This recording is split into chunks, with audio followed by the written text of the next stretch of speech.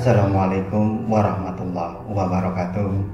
Saudaraku yang dirahmati Allah, doa adalah untaian kata yang terangkai indah penuh makna, terangkat tinggi nan mulia karena keutamaannya, terangkai harapan yang besar di dalamnya, menjadi teman tatkala sendiri, menjadi pelipur lara tatkala berbuka, dan menjadi perisai di saat musuh mengintai.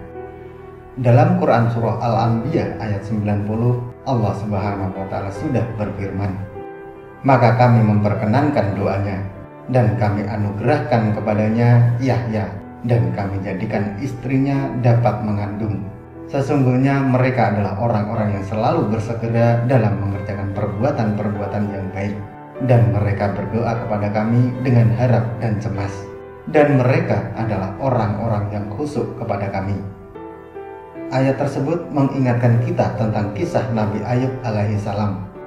Nabi Ayub adalah nabi dari Bani Israel yang paling terkenal kesabarannya. Bahkan bisa dikatakan beliau adalah orang yang paling sabar di masanya, sehingga beliau dijadikan simbol kesabaran, di mana orang biasanya berkata, "Sabarlah seperti kesabaran Nabi Ayub." Selain itu, Nabi Ayub adalah seorang nabi yang terkenal kaya raya dengan harta melimpah dan jumlah ternak yang luar biasa banyaknya. Meski demikian, Nabi Ayub alaihissalam tetap tekun beribadah kepada Allah dan tidak henti-hentinya melakukan kebajikan. Para malaikat di langit terkagum-kagum dan membicarakan tentang ketaatan Nabi Ayub dan keikhlasannya dalam beribadah kepada Allah. Iblis yang mendengar pembicaraan para malaikat ini merasa iri dan ingin menjerumuskan Ayub agar menjadi orang yang tidak sabar dan celaka. Mula-mula iblis mencoba sendiri menggoda Nabi Ayub agar tersesat dan tidak bersyukur kepada Allah. Namun usahanya ini gagal. Nabi Ayub tetap tak tergoyahkan. Lalu iblis menghadap Allah, meminta agar ia diizinkan untuk menguji keikhlasan Nabi Ayub. Iblis berkata, "Wahai Tuhan, sesungguhnya Ayub senantiasa patuh dan berbakti kepadamu, senantiasa memujimu, tak lain hanyalah karena takut kehilangan kenikmatan yang telah Engkau berikan kepadanya. Karena ia ingin kekayaan tetap terpelihara, semua ibadahnya bukan karena ikhlas, cinta, dan taat kepadamu.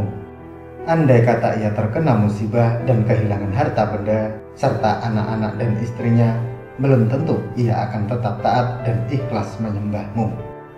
Lalu Allah berfirman kepada iblis, "Sesungguhnya Ayub adalah hambaku yang sangat taat kepadaku. Ia seorang mukmin yang baik. Apa yang ia lakukan untuk mendekatkan diri kepadaku adalah semata-mata didorong iman yang teguh kepadaku. Iman dan takwanya takkan tergoyahkan hanya oleh perubahan keadaan duniawi. Cintanya kepadaku takkan berkurang walaupun ditimpa musibah apapun yang melanda dirinya, karena ia yakin bahwa apa yang ia miliki adalah pemberianku, yang sewaktu-waktu dapat aku cabut daripadanya, atau kujadikan berlipat ganda. Ia bersih dari segala tuduhan dan prasangkamu. Engkau tidak rela melihat hamba-hambaku, anak cucu Adam, berada di atas jalan yang lurus. Untuk menguji keteguhan hati Ayub dan keimanannya pada takdirku, kuizinkan kau menggoda dan mencoba memalingkannya dariku. Kerahkan seluruh pembantu-pembantumu untuk menggoda Ayub melalui harta dan keluarganya. Cerai beraikan keluarganya yang rukun damai sejahtera itu. Lihatlah sampai di mana kemampuanmu untuk menyesatkan Ayub hambaku." Setelah itu, iblis dan para pembantunya mulai menyerbu keimanan Nabi Ayub alaihissalam. Mula-mula mereka membinasakan hewan ternak peliharaan Nabi Ayub, disusul lumbung-lumbung gandum dan lahan pertaniannya dibakar hingga musnah. Iblis mengira Nabi Ayub alaihissalam akan berkeluh kesah setelah kehilangan ternak dan pertaniannya. Namun ternyata Nabi Ayub alaihissalam tetap berhusnudzon atau berbaik sangka kepada Allah. Segalanya ia pasrahkan kepada Allah. Harta adalah titipan Allah yang sewaktu-waktu dapat saja diambil kembali. Merasa gagal, iblis mendatangi putra-putra Nabi Ayub alaihissalam yang sedang berada di sebuah gedung yang besar dan megah. Mereka menggoyang-goyangkan tiang-tiang gedung sehingga gedung itu roboh dan membuat anak-anak dari Nabi Ayub alaihissalam yang berada di dalamnya meninggal dunia. Iblis mengira usahanya kali ini akan berhasil menggoyahkan iman dari Nabi Ayub yang memang sangat menyayangi putra-putranya itu. Namun sekali lagi iblis harus kecewa. Nabi Ayub tetap berserah diri kepada Allah. Ia memang bersedih hati dan menangis, tapi jiwa dan hatinya tetap kokoh dalam keyakinan bahwa jika Allah yang Maha Pemberi menghendaki sesuatu, tak ada seorang pun yang mampu menghalanginya. Iblis yang masih belum puas lalu menaruh baksil di sekujur tubuh Nabi Ayub sehingga beliau menderita penyakit kulit yang sangat menjijikan. Lebih parah lagi, para tetangga Nabi Ayub alaihissalam yang tidak mau ketularan penyakit yang diderita Nabi Ayub akhirnya mengusir dari kampung mereka. Dan pergilah Nabi Ayub bersama istrinya Rahmah ke sebuah tempat yang sepi dari manusia. Waktu 7 tahun dalam penderitaan terus-menerus memang merupakan ujian terberat bagi Nabi Ayub dan Rahmah. Namun Nabi Ayub tetap bersabar dan terus berzikir menyebut asma Allah. Lalu istri Nabi Ayub berkata, "Hai Ayub, seandainya engkau berdoa kepada Tuhanmu, niscaya Dia akan membebaskanmu." Namun Nabi Ayub alaihissalam malah menjawab, "Aku telah hidup selama 70 tahun dalam keadaan sehat, dan Allah baru mengujiku dalam keadaan sakit selama 7 tahun. Ketahuilah, itu amat sedikit dibandingkan masa 70 tahun." Akhirnya apa yang terjadi? Iblis pun menyerah dan mengakui bahwa Nabi Ayub adalah seorang Nabi Allah dengan tingkat kesabaran yang amat sangat tinggi.